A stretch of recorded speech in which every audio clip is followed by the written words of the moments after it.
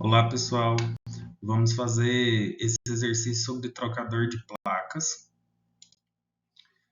O enunciado do exercício diz que é necessário um trocador de calor de placas para pré-aquecer 15 toneladas por hora de cerveja Pilsen de 20 para 45 graus Celsius, utilizando 21 toneladas por hora de água quente a 70 graus Celsius. De acordo com a experiência de projetistas, deve-se dispor de um fator de incrustação combinado igual a 0,0004 metro quadrado Celsius por watt. Dispõe para esse serviço um trocador de calor modelo Alfa Laval, da marca Alfa Laval, modelo Frontline Front 10, sendo suas especificações descritas na tabela 1. E aí pede para calcular a quantidade de placa necessária. Essas informações da tabela aqui são muito importantes, a gente vai precisar de quase todas elas. Da área superficial da placa, da dimensão da placa, da espessura, o diâmetro das conexões, espessura da gacheta e o número de placas.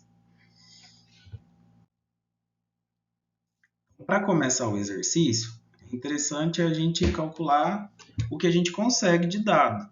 Então, a primeira coisa é procurar a formulação de uma cerveja Pilsen. Essa cerveja Pilsen, ela tá tudo em fração mássica, as quantidades, então 92,4% de água, 0,033, já em fração, em porcentagem, a quantidade de etanol, a quantidade de proteína e a quantidade de cinzas. E aí vamos utilizar isso para determinar o calor específico utilizando a equação de Choyokos. Para o componente água, proteína, carboidrato e cinzas. O calor específico do etanol em si, a gente determina através de um nomograma que tem na apostila e também por outras fontes da literatura. Mas não dá para determinar por Choyokos, como a gente vai fazer com a água daqui a pouco. E calculando, utilizando a relação de calor específico e a regra de fases, obviamente,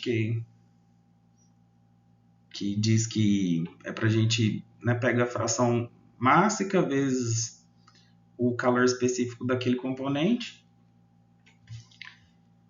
Então, a 20 graus Celsius está calculado o CP da cerveja e a 45 graus Celsius. Agora a gente parte para fazer os balanços de energia. Como a gente sabe a temperatura de entrada e saída da cerveja, é mais adequado que a gente comece por ela aqui, fazendo o balanço de energia. Então, a gente tem a quantidade de cerveja que entra, a vazão máxima de cerveja vezes a entalpia da cerveja, mais a quantidade de calor que recebe é igual a vazão máxima de cerveja vezes a entalpia da cerveja na saída. Lembrando que a entalpia é calculada pelo calor específico vezes a temperatura, então só substituir os valores e achei um calor recebido de 421.541,7 watts. Tendo calculado o calor aqui desse lado, na cerveja, eu vou considerar que o calor recebido é exatamente igual ao calor cedido e faço o balanço de energia na água. Então, como é a água que está usando para aquecer a cerveja, ela que vai ceder o calor, apliquei o mesmo balanço na água, com a diferença que a vazão de água vezes a entalpia na entrada é igual à vazão de água vezes a entalpia na saída, mais o calor que cedeu. E aí, rearranjando e substituindo os valores que eu tenho, eu vou entrar no processo iterativo exatamente aqui. E aí eu vou ter que ficar chutando valores para CP conhecidos, tirado de tabelas da água ou usando a equação de Choyokos para calcular. E com isso eu vou conseguir convergir, depois do processo iterativo, em 53 graus Celsius. 52,9 arredondando para 53.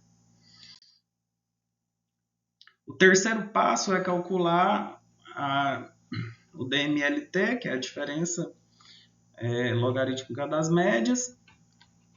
Eu sempre gosto de desenhar isso aqui, que é o gráfico do sistema de temperaturas, para eu poder não me perder na hora de calcular ΔT1 e ΔT2.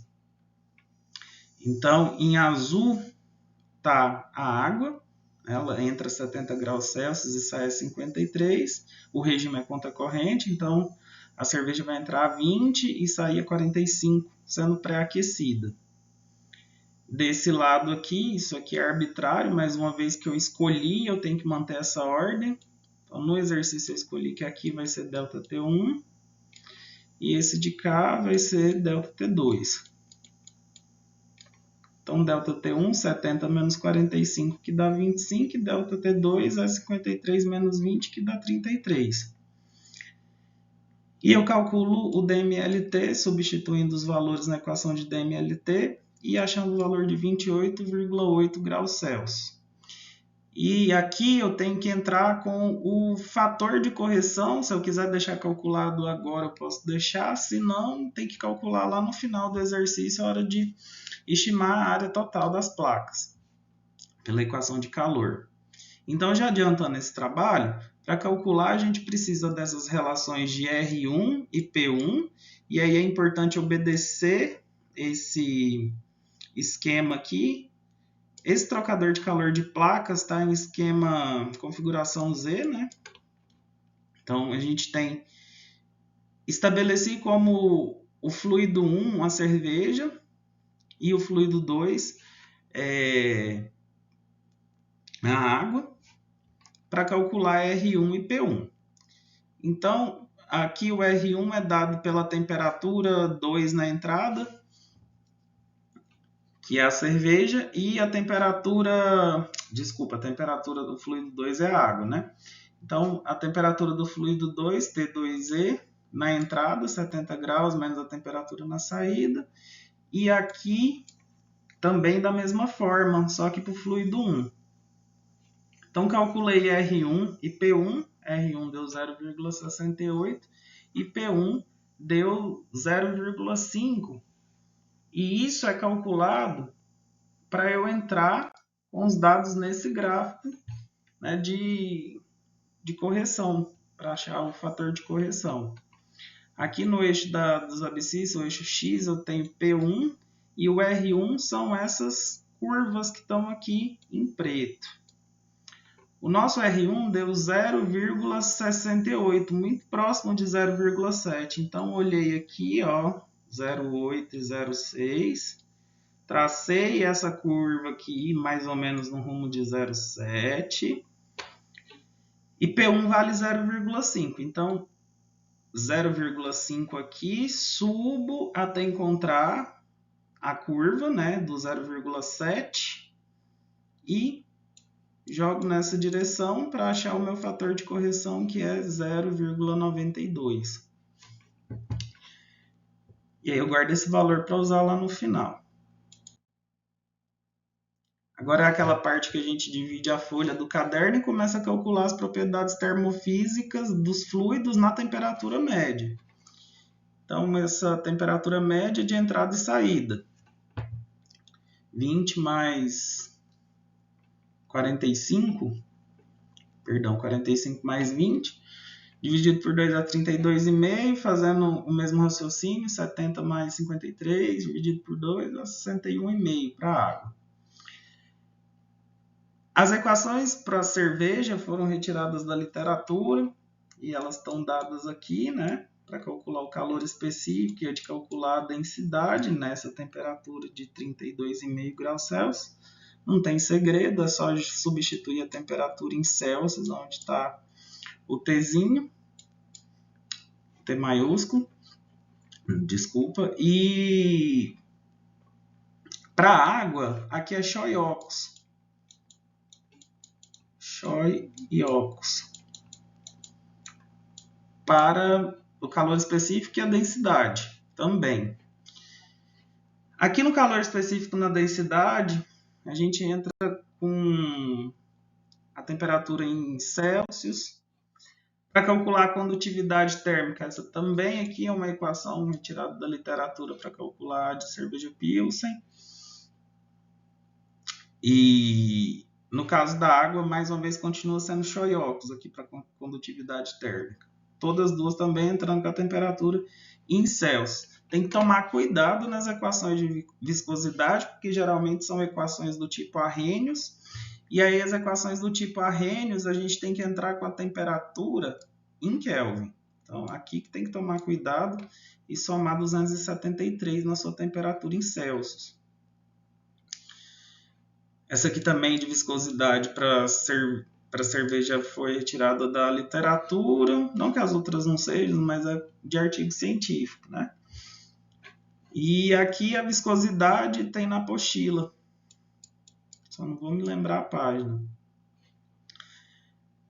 Os resultados estão expressos em milipascal. É importante lembrar que o mili vale 10 a menos 3 e que a gente vai utilizar as viscosidades em Pascal vezes segundo. Então, vai precisar multiplicar elas por 10 a menos 3 lá na frente.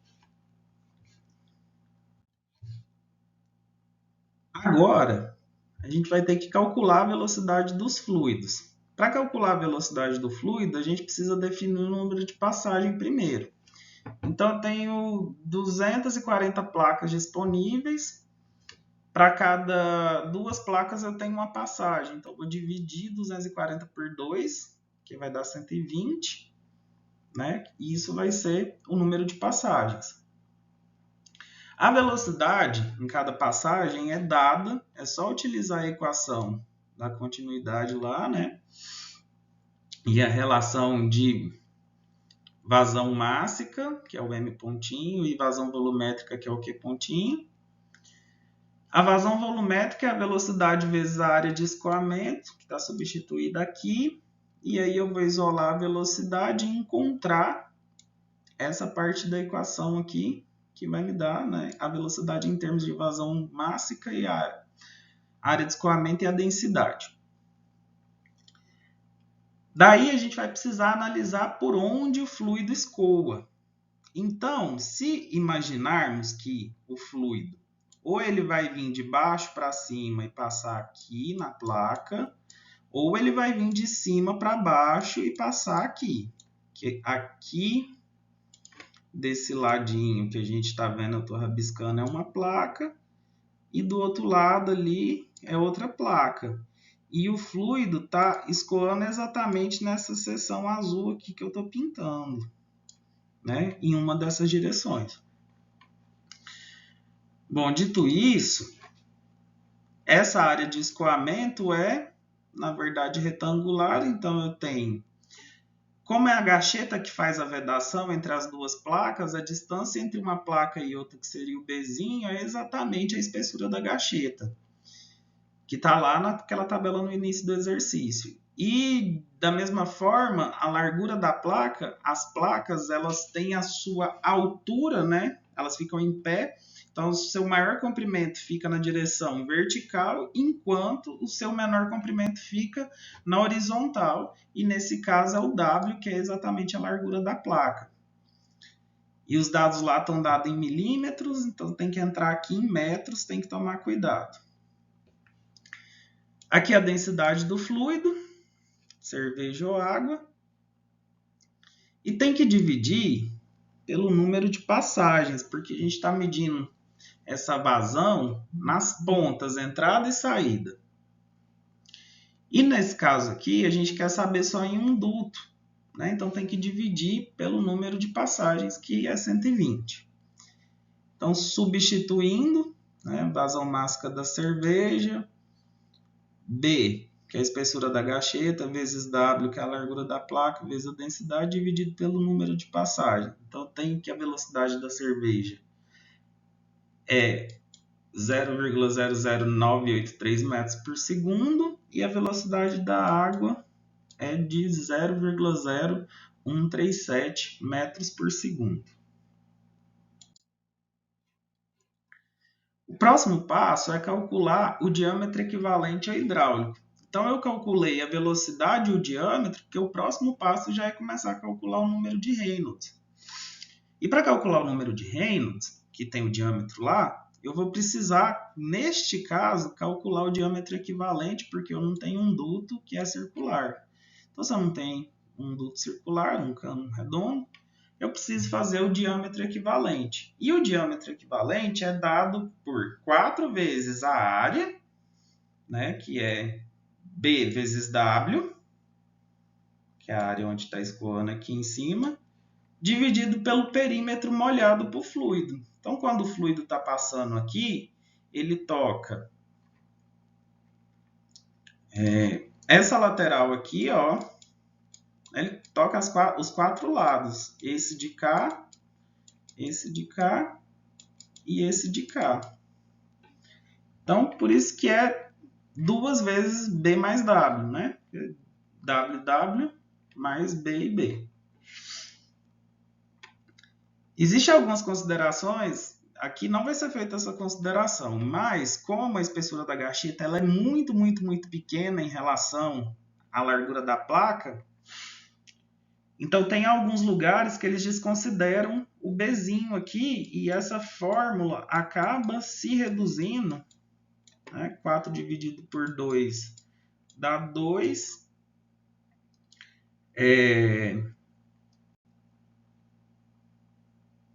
E daí vai ficar 2B. Desculpa, 2W, né? Porque os B se cancelam. E aí você consegue calcular o diâmetro hidráulico assim, mas não vamos fazer essa consideração aqui no exercício. Então, como eu tinha dito, a gente vai calcular o número de Reynolds. Então, o número de Reynolds é ρVd sobre μ. Substituí todos os valores que eu tenho, tanto para água quanto para a cerveja, e achei que o Reynolds da cerveja é 175,65 e o da água é 419,45. Era de se esperar Reynolds baixo, porque escoa bem estreitinho, né, num lugar bem estreito, cheio de canaletinha assim, e então, né, fisicamente, se você tentar imaginar essa situação, você não vai ver um escoamento rápido, veloz, para fazer com que isso seja turbulento. É como se fosse uma lâminazinha mesmo de líquido escorrendo em cima da placa. Depois que a gente calcula o número de Reynolds, a gente calcula o número de Prandtl. Então, calculei o número de Prandtl para a cerveja, μCp sobre a condutividade térmica. Talvez vocês estejam acostumados com essa equação assim, ó, μCp sobre K. Só que, para não confundir com outros parâmetros, a gente, em vez de chamar de K, a condutividade térmica, a gente colocou lambda. E calculamos o número de Prandtl para a cerveja, deu 5,24. E para a água, é 2,92. É sempre importante lembrar que a viscosidade, a condutividade e o calor específico e também a densidade, nesses cálculos que nós fizemos até agora, sempre foi utilizando a temperatura média do fluido, né, de cada fluido. Só que agora, para calcular o número de Nusselt, além de eu ter que utilizar essa temperatura média do fluido, eu vou ter que calcular a temperatura na parede. Porque a gente vai utilizar uma correlação por número de Nusselt que vai fazer uma correlação de viscosidade entre a viscosidade do fluido, média do fluido, e a viscosidade na temperatura da parede. A temperatura da parede nada mais é que a média das 4 temperaturas. Então, eu tenho 70, que é a entrada da água, mais 53, que é a saída da água, 45, que é a saída da cerveja, e 20, que é a entrada da cerveja. Dividido por 4 dá 47. Pego aquelas relações de viscosidade para a cerveja e substituo aqui a temperatura em Kelvin e encontro a viscosidade para a cerveja na temperatura da parede. Faço a mesma coisa para a água, substituo lá o 47 e também achei a viscosidade da água na temperatura da parede. Feito isso, eu utilizo o número de Nusselt para placas. Então, existem as correlações de Nusselt, tem a equação de Dietz e Balter, que vocês já usaram em outro exercício. E essa aqui é a correlação de Nusselt para... Então, essa é a correlação de Nusselt para placas.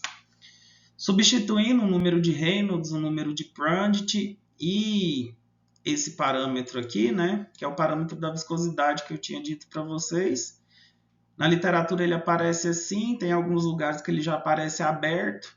Então, só para relembrar que eu tenho a viscosidade na temperatura média e aqui a viscosidade na temperatura da parede. Resolvo e acho o número de Nusselt para a cerveja. Faço a mesma coisa aqui para a água, também observando as viscosidades. E calculei o número de Nusselt para a água. Depois que está calculado o número de Nusselt, a gente pega a maneira mais fácil que a gente conhece de calcular o número de Nusselt, né? Aquela primeira, pela definição.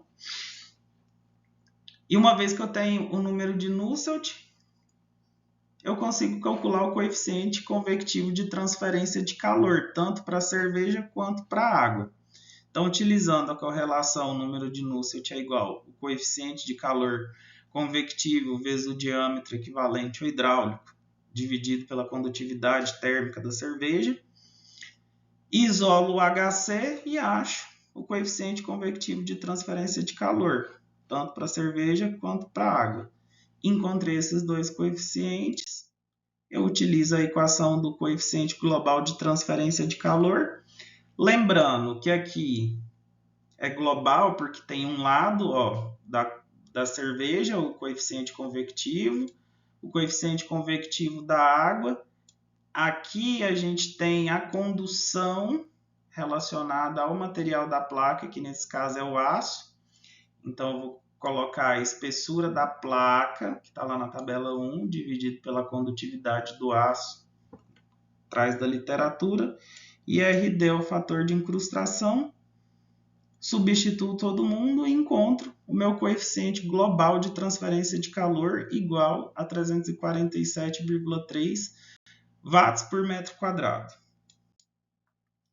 E agora eu utilizo a equação de calor, né, que me diz que a quantidade total de calor é igual ao coeficiente global de transferência de calor vezes a área de projeto ou área total de transferência de calor vezes a diferença média logarítmica de temperatura vezes o fator de correção que a gente tirou lá daquele gráfico. Então, substituo todos esses valores a fim de encontrar a área de projeto. E encontrei 45,8 metros quadrados. Uma vez que eu achei essa área de projeto total, eu preciso distribuir isso em placas. E a gente chega no último passo do exercício. A gente vai pegar essa área total e dividir pela área da placa, né, de cada placa. Lá na tabela 1 falou que cada placa tinha 0,62 metros quadrados. Então, dividi a área total pelo número de placas. E isso me deu aproximadamente 74 placas. Lembrando que a primeira e a última placa do trocador de calor não participa da troca térmica. Portanto, nessas 74 placas que eu achei, eu preciso adicionar mais duas. E daí eu vou ter 76 placas. Tendo 76 placas, dividindo isso por 2, eu vou achar essas 38 passagens para cerveja, mais 38 passagens para água. Se ficou alguma dúvida, é só entrar em contato.